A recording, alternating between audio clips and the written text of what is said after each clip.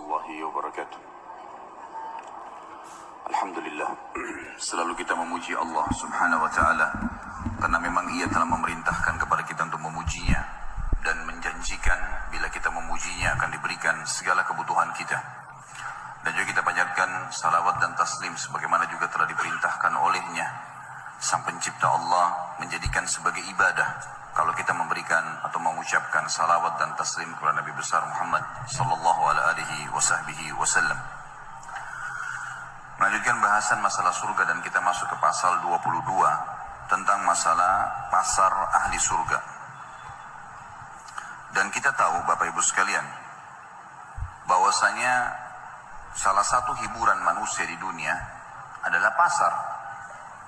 Karena mereka pada saat ke pasar melihat sesuatu yang menyenangkan hati mereka, membeli kebutuhan-kebutuhan, bertemu dengan orang-orang mungkin yang dia ingin temui, atau bahkan mendapatkan pengalaman-pengalaman baru, suasana baru, dan seterusnya.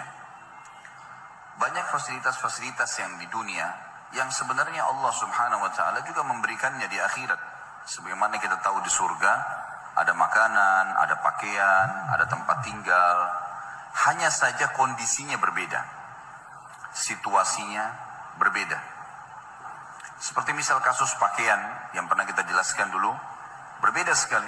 Pakaian ahli surga itu akan diletakkan oleh Allah yang maha tinggi dan maha pemurah di sebuah pohon, yang pohon itu memiliki buah yang sebesar bentuk seperti delima tapi sangat besar.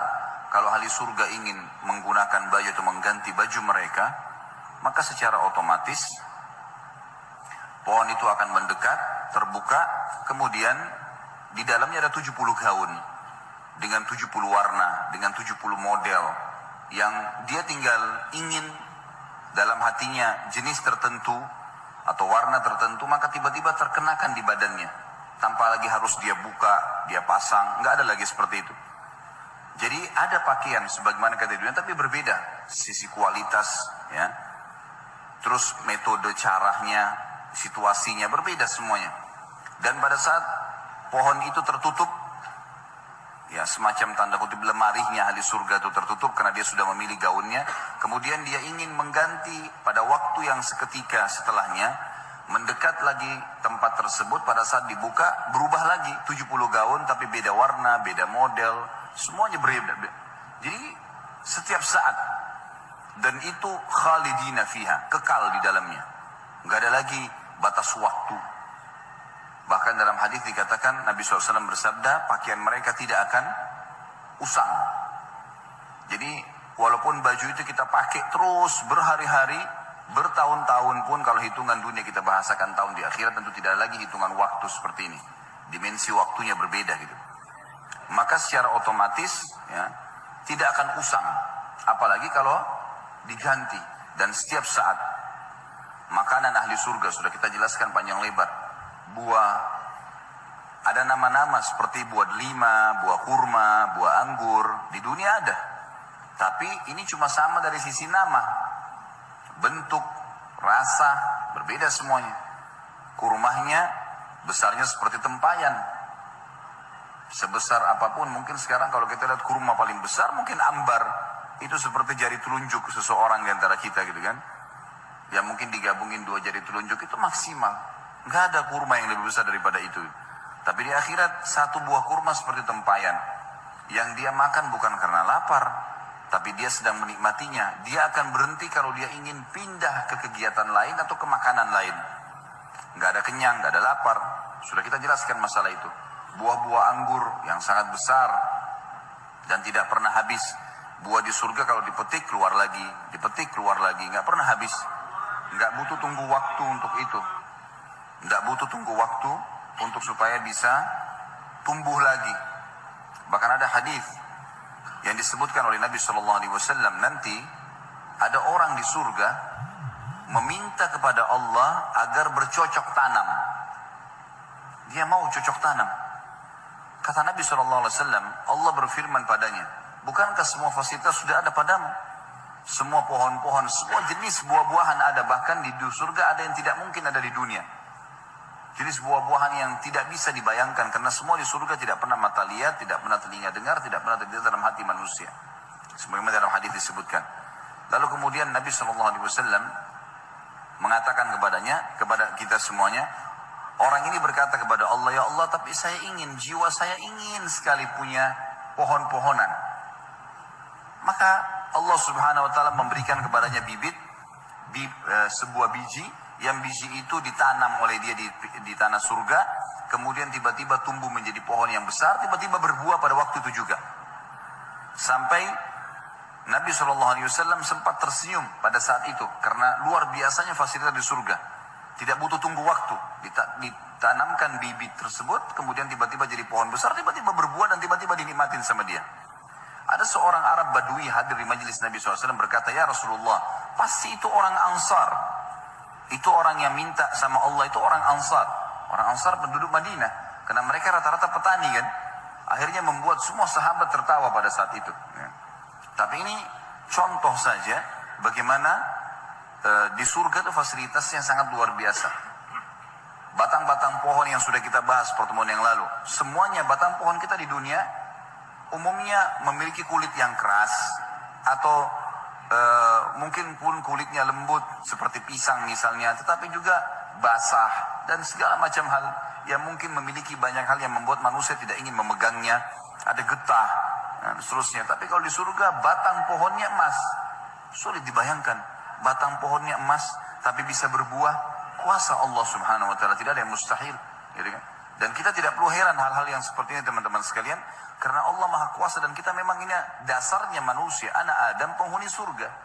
Kita di tempat kita memang di sana. Ya. Ayah kita Adam alaihissalam diturunkan dengan istrinya Hawa ke muka bumi, kemudian akan kembali ke sana. Cuma sedikit cobaan di sini sekarang, ini loh perintahku kata Allah, untuk kembali ke tempat kalian, bahkan bisa meninggikan derajat-derajat kalian, lakukanlah ini, itu, dan seterusnya. Ya, ketaatan-ketaatan dan tinggalkan kemaksiatan. Tapi orang yang bangkang tidak akan ke sana loh ya, tidak akan kembali ke tempatnya, dia akan kembali ke neraka, tempat siksaan yang sudah disiapkan sebagaimana sudah panjang lebar kita jelaskan. Semua fasilitas di surga, fasilitas yang tidak bisa dibayangkan, susah sekali ya dengan dibayangkan. Tetapi kita imani, karena keimanan akan memudahkan kita untuk meyakininya. Ya. Contoh misalnya air yang kita bahas. Bagaimana bisa ada air jalan di depan mata seseorang ahli surga di istananya tanpa tersentuh tanah, dan dia bisa mengambilnya tanpa tertumpah di lantainya. Itu semua sudah kita jelaskan panjang lebar. Semua ini saya review kembali dan masih banyak yang kita tidak reviewkan tentunya, untuk menekankan sebuah poin.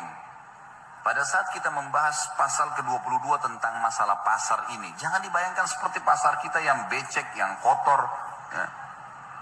Atau mungkin hanya seperti mall, orang masuk kemudian lula-lalang, toko bersebelah-sebelahan. Bukan itu. Memang disebutkan dalam hadis masalah pasar, tetapi di sini tidak ada transaksi. Pasar ini tujuannya hanya dijadikan oleh Allah yang Maha Tinggi dan Maha Pemurah sebagai tempat pertemuan ahli surga. Dan umumnya ini didatangi oleh kaum laki-laki di surga. Kaum wanita mereka tinggal di istana. Inilah yang akan kita bacakan hadisnya. Hadis diriwayatkan oleh Imam Muslim. Anas bin Malik radhiyallahu anhu meriwayatkan sabda Rasulullah sallallahu alaihi wasallam, sesungguhnya di surga terdapat pasar. Mereka mendatangi pasar tersebut setiap Jumat.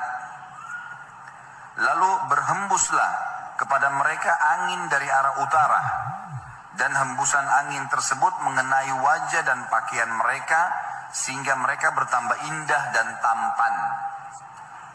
Ini jelas yang dimaksud adalah kaum laki-laki. Mereka bertemu, mereka keluar, mereka bertemu di situ. Kata sebagian ulama hadis maksudnya mereka saling kenalan, ya, satu sama yang lain. Karena ada kaum-kaum sebelum kita yang beriman. Kaumnya Nabi Nuh, kaumnya Nabi Shu'aib, kaumnya Nabi Saleh. Kita sama-sama di surga. Maka kita berkenalan sama mereka, dan itu setiap Jumat. Tentu di surga sudah tidak lagi sholat Jumat, gitu ya. Tapi mereka bertemu. Satu-satunya ibadah yang tertinggal yang kita lakukan di dunia dan akan ada di surga adalah zikrullah. Karena kita selalu berzikir, bersyukur kepada Allah SWT pada saat itu. Kemudian mereka pulang menemui istri-istri mereka dalam keadaan semakin tampan dan mempesona. Berarti jelas ini kaum laki-laki ya. Karena para istri mereka menunggu di rumah atau di istananya. Melihat itu, istri-istri mereka berkata, demi Allah, engkau semakin bertambah indah dan mempesona setelah meninggalkan kami. Tadi baru keluar menuju ke pasar, kemudian sekarang balik, tambah tampan, berubah.